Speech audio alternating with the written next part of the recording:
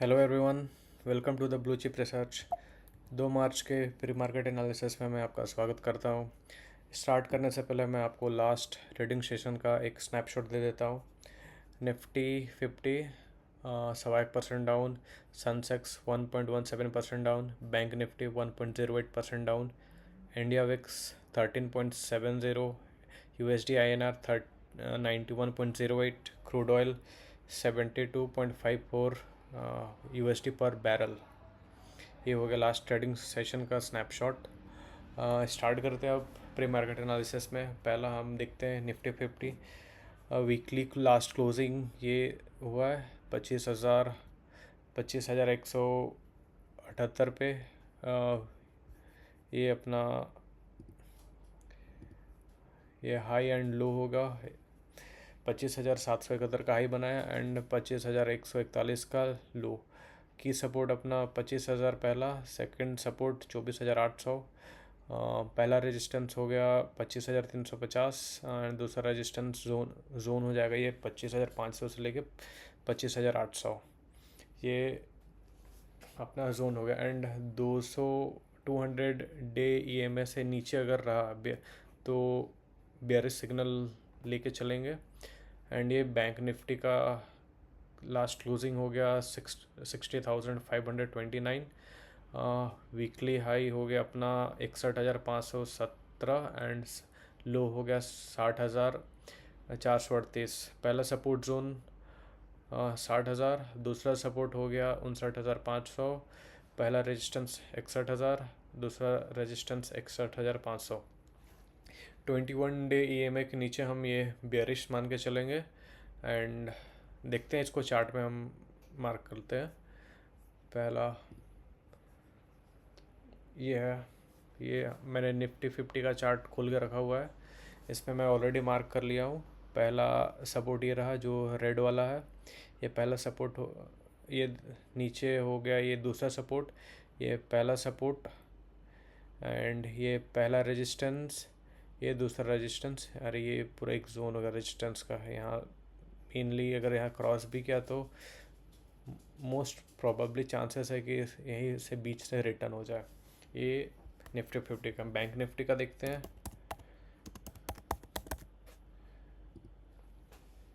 ये bank Nifty का है, मैं ऑलरेडी मार्क कर चुका हूँ, तो आप ये लेवल को मार्क कर सकते हैं अपने में। पहला सपोर्ट ये हो गया 60,000 का, दूसरा सपोर्ट हो गया 59,500, पहला रेजिस्टेंस ये ग्रीन लाइन, दूसरा रेजिस्टेंस ये वाला ग्रीन लाइन।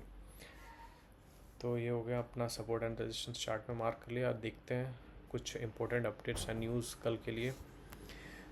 पहला, इसमें हम 3 केस लेके चलेंगे। ओवरऑल तो मार्केट का सेंटिमेंट अपना बेयरिश तो साइडवेज ही रहेगा, क्योंकि इस जो पॉलिटिकल टेंशन एंड ये सब के कारण। पहला बियर केस लेके चलेंगे बेरिस।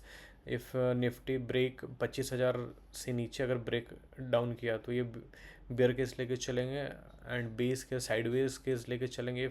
25,000 से 25,350 के बीच में ट्रेड करेगा एंड बुलिश हम तब रहेंगे जब 25,300 के ऊपर ये ट्रेड करेगा। कुछ जियोपॉलिटिकल रिस्क है एंड ग्लोबल इम्पैक्ट्स है, उस पर भी नज़र रखते हैं। पहला, इसराइल एंड यूएस जो मिल के ईरान से लड़ाई मतलब वॉर चल रही है, इसका हाई इम्पैक्ट रहेगा कल का हमें।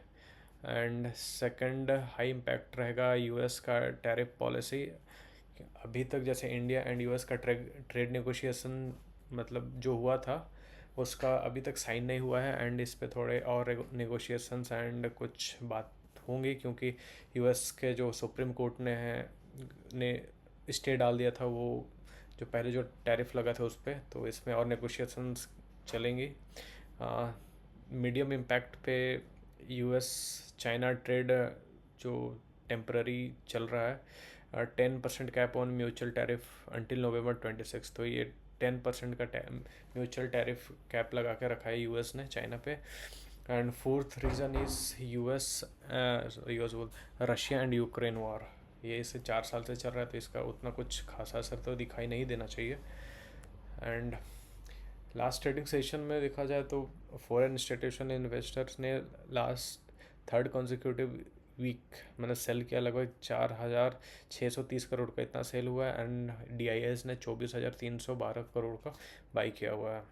तो ये नीचे भी इम्पोर्टेंट है, वो आपको लगे तो पढ़ लेना वीडियो रोक के। मैं ये नहीं पढ़ रहा हूँ हर चीज़, क्योंकि वीडियो थोड़ा लॉन्ग हो जाएगा।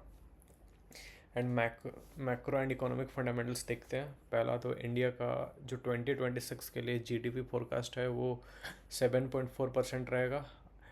RBI ने रेपो रेट पॉज कर दिया है, अभी फ़िलहाल कोई चेंजेस नहीं है। सेकंड, अपना INR का वैल्यू 91.08 पहुंच चुका है। CPI अपना कंज्यूमर प्राइस इन्फ्लेशन जो भी अपना डेटा है वो 1.8% पे चल रहा है अभी फ़िलहाल, जो कि 2 से 6 के बीच में होता है, बट ये नियरली 2 है तो ठीक ही है, उतना कुछ ख़राब नहीं है। क्रूड ऑयल का अभी प्राइस है 72.54 पर बैरल। एंड इम्पोर्टेंट अपडेट्स तो ये रहे।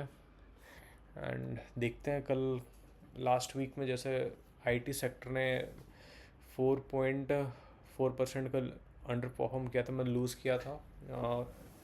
एंड मेटल एंड स्टील ने आउट परफॉर्म लगभग 2.2% का अच्छा रिटर्न दिया था। अच्छा मतलब ठीक ठाक रिटर्न गया था, क्योंकि और सारे सेक्टर में डाउन नहीं चल रहे हैं। रियल इस्टेट में 5% का डाउन रहा। फार्मा एंड हेल्थ केयर ने 2% का रिटर्न दिया।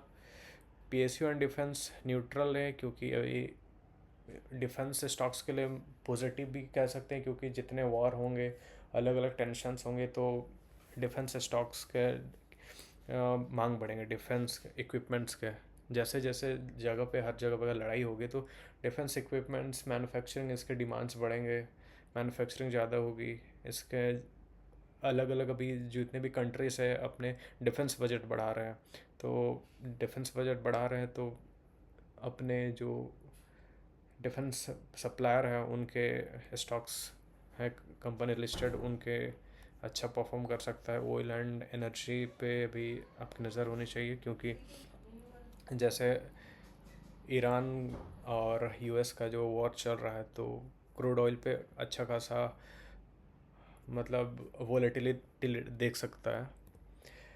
एंड कुछ की इवेंट्स पे हम नज़र रखेंगे, हमारा नज़र रहेगा। पहला US नॉन फार्म पेरोल, मतलब US का जॉब डेटा बाहर आएगा।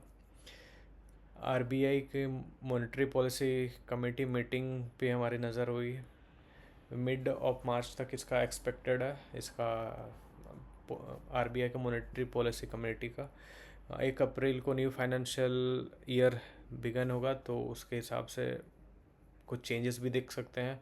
फिर ऑनगोइंग सिचुएशन में हमें इज़राइल, US और ईरान का जो जियोपॉलिटिकल टेंशन है उसको हमें नज़र रखना है। And India US trade deal, ये भी हमारे नज़रिए से बहुत इम्पोर्टेंट है। चाइना पे जो 10% का टैरिफ कैप लगा हुआ है, उस पर मार्केट रिएक्ट करेगा।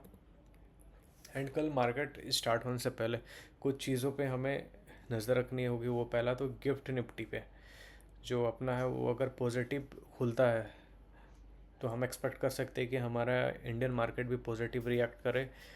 विक्स को हमें करते रहना है track. FI and DI data भी बहुत मैटर करेंगे।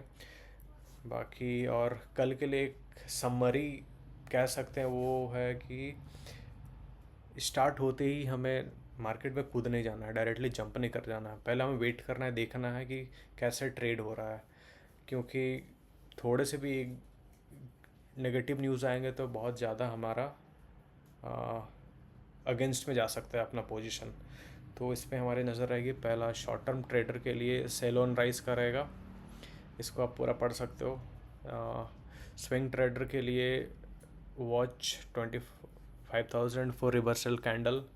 एंड लॉन्ग टर्म इन्वेस्टर के लिए पैनिक मतलब ज़्यादा नहीं करना है, अपना SIP कंटिन्यू रख सकते हैं। एंड लॉन्ग टर्म इन्वेस्टर्स को क्या है यार, मार्केट या इंसान लॉन्ग टर्म में तो इंसान मतलब सबको ऊपर ही जाना है, तो लॉन्ग टर्म इन्वेस्टर्स का ऐसा कुछ ज़्यादा दिक्कत नहीं है, अपने SIP वगैरह कंटिन्यू रखो। सो आज के लिए प्री मार्केट एनालिसिस में बस इतना ही। आपको पसंद आया तो आप लाइक शेयर सब्सक्राइब जरूर करें। Thank you.